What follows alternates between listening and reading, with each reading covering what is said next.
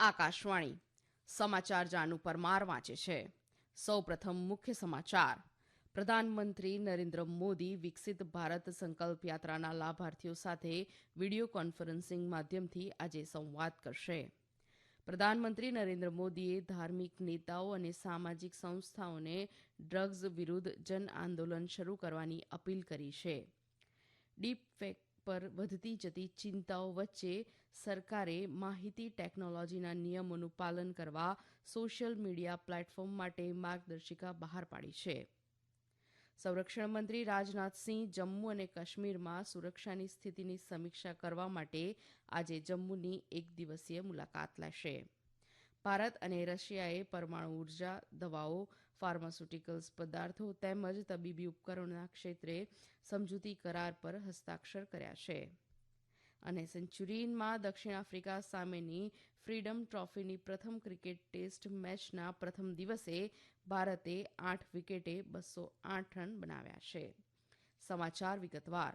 પ્રધાનમંત્રી નરેન્દ્ર મોદી વિકસિત ભારત સંકલ્પ યાત્રાના લાભાર્થીઓ સાથે વીડિયો કોન્ફરન્સિંગ માધ્યમથી આજે સંવાદ કરશે. સમગ્ર દેશના વિવિધ સ્થળો પરથી વિકસિત ભારત સંકલ્પ યાત્રાના લાભાર્થીઓ મોટી સંખ્યામાં આ કાર્યક્રમમાં જોડાશે. કેન્દ્રીય મંત્રીઓ, સાંસદો, ધારાસભ્યો અને સ્થાનિક કક્ષાના પ્રતિનિધિઓ પણ આ કાર્યક્રમમાં જોડાશે. ઉલ્લેખનીય છે કે કેન્દ્ર સરકારની મહત્વની યોજનાઓના લાભો મહત્તમ લોકો સુધી ચોક્કસ સમય મર્યાદામાં પહોંચે તે બાબત સુનિશ્ચિત કરવા વિકસિત ભારત સંકલ્પ યાત્રા દેશભરમાં યોજાઈ રહી છે. પ્રધાનમંત્રી નરેન્દ્ર મોદીએ ધાર્મિક નેતાઓ અને સામાજિક સંસ્થાઓને ડ્રગ્સ વિરુદ્ધ જન આંદોલન શરૂ કરવાની અપીલ કરી છે.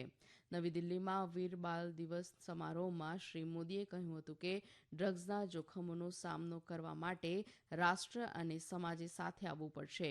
બીજી મોટી સમસ્યા વ્યસન અને દવાઓની છે. આપણે ભારતની યુવા શક્તિને આ સમસ્યામાંથી બચાવવાની છે. આ માટે સરકારોની સાથે પરિવાર અને સમાજની શક્તિએ પણ પોતાની ભૂમિકાનો વિસ્તાર કરવો પડશે. તેમણે કહ્યું કે સક્ષમ અને મજબૂત યુવા શક્તિ માટે દરેકના પ્રયાસો જરૂરી છે. ગુરુઓએ આપેલ સૌ માટે પ્રયાસની શિખામણ જ ભારતને વિકસિત રાષ્ટ્ર બનાવશે. પ્રધાનમંત્રીએ યુવાનોને તેમના સ્વાસ્થ્યને સર્વોચ્ચ પ્રાધાન્ય આપવાની સલાહ આપી અને કેટલાક મૂળભૂત નિયમો બનાવવા અને તેનું ચુસ્તપણે પાલન કરવા સૂચન કર્યું.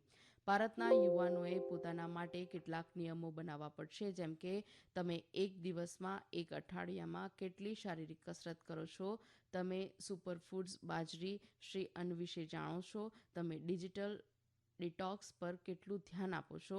આવા અનેક પ્રશ્નો છે જે આજની આધુનિક યુવા પેઢી સક્ષમ પડકાર બની ઊભા છે.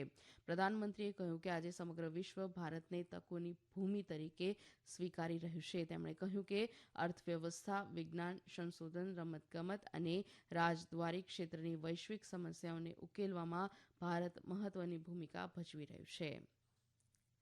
કેન્દ્ર સરકારે તમામ સોશિયલ મીડિયા પ્લેટફોર્મને આર્ટિફિશિયલ ઇન્ટેલિજન્સ ડીપફેક્સ દ્વારા ગેરમાર્ગે દોરનારના સમાચારોથી સાવચેત રહેવાની સલાહ આપી છે. ઇલેક્ટ્રોનિક્સ અને માહિતી ટેકનોલોજી મંત્રાલયે સોશિયલ મીડિયા પર અમાન્ય લખાણ વિશે લોકોને સાવચેત કરવા માટે આ કહ્યું છે. ખાસ કરીને માહિતી ટેકનોલોજી આઈટી નિયમો મુજબ સ્પષ્ટ માહિતી પ્રદાન કરવાની જરૂર છે.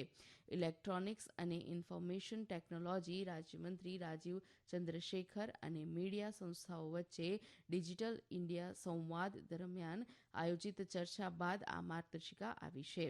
મંત્રાલયે સોશિયલ મીડિયા પર સામાન્ય લખાણ વિશે લોકોને સાવચેત કરવા માટે એક માર્ગદર્શિકામાં આ મુજબ કહ્યું છે.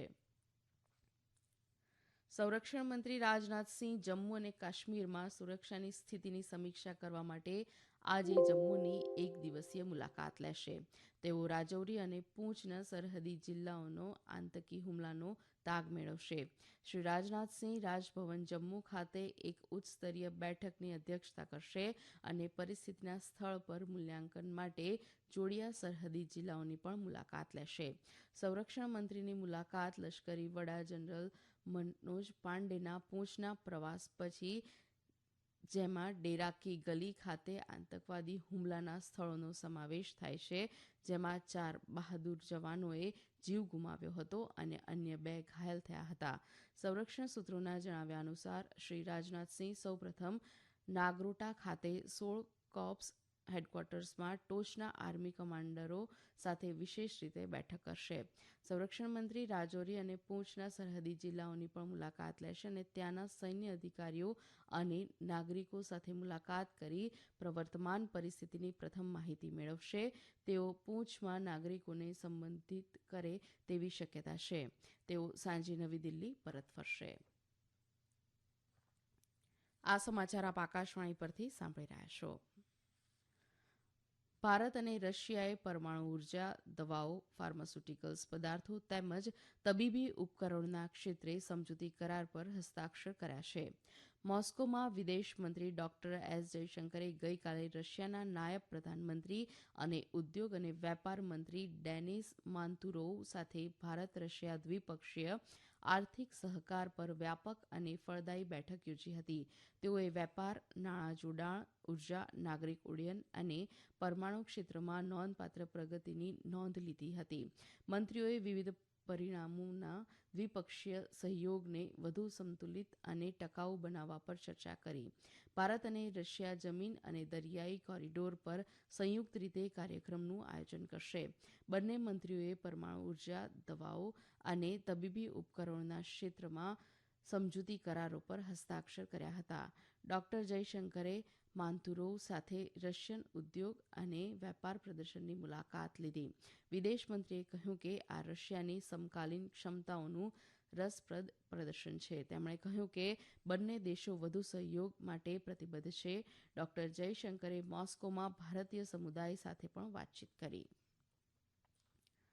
સેન્ચુરીનમાં દક્ષિણ આફ્રિકા સામે ફ્રીડમ ટ્રોફીની પ્રથમ ક્રિકેટ ટેસ્ટ મેચના પ્રથમ દિવસે ભારતે 8 વિકેટે 208 રન બનાવ્યા છે.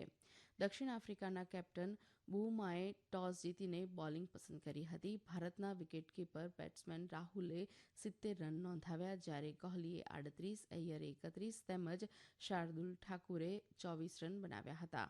આફ્રિકાના ફાસ્ટ બોલર રબાડાએ 44 રનમાં 5 વિકેટો લીધી હતી.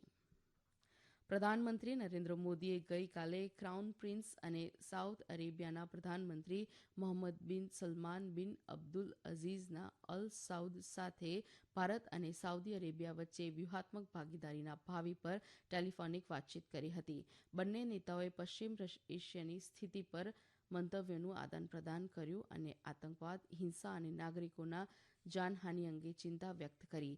એક સોશિયલ મીડિયા પોસ્ટમાં શ્રી મોદીએ કહ્યું કે તેઓ આ ક્ષેત્રમાં શાંતિ, સુરક્ષા અને સ્થિરતા માટે સાથે મળીને કામ કરવા સંમત થયા છે. નેતાઓએ આ વર્ષે સપ્ટેમ્બરમાં ક્રાઉન પ્રિન્સની ભારતની રાજ્ય મુલાકાતના દ્વિપક્ષીય વ્યૂહાત્મક ભાગીદારીમાં પ્રગતિની સમીક્ષા કરી હતી. તેઓએ ભવિષ્ય માટે દ્વિપક્ષીય ભાગીદારી એજન્ડાની પણ ચર્ચા કરી હતી. પ્રધાનમંત્રી નરેન્દ્ર મોદી વ્યક્તિગત યુટ્યુબ ચેનલ પર 2 કરોડથી વધુ સબસ્ક્રાઇબર ધરાવનારા વિશ્વના પ્રથમ નેતા બન્યા છે. આ ચેનલ ઉપર મુકાયેલા વિડીયો નિહાળવાની સંખ્યા 450 કરોડને આંબી ગઈ છે. નરેન્દ્ર મોદી યુટ્યુબ ચેનલ જોનાર અને સબસ્ક્રાઇબ કરનારની સંખ્યા ભારતીય અને વૈશ્વિક સમકાલીનો કરતાં વધુ છે. પ્રધાનમંત્રી નરેન્દ્ર મોદીએ આ 31મી ડિસેમ્બરે આકાશવાણી પરથી પ્રસારિત થનાર મન કી બાત કાર્યક્રમ માટે નાગરિકો પાસેથી તેમના વિચારો અને સૂચનો આમંત્રિત કર્યા છે. પ્રધાનમંત્રીએ એક સંદેશામાં જણાવ્યું છે કે અન્ય મુદ્દાઓની સાથે આ વખતે આપણે ચુસ્ત ભારતનો મુદ્દો આવરીશું.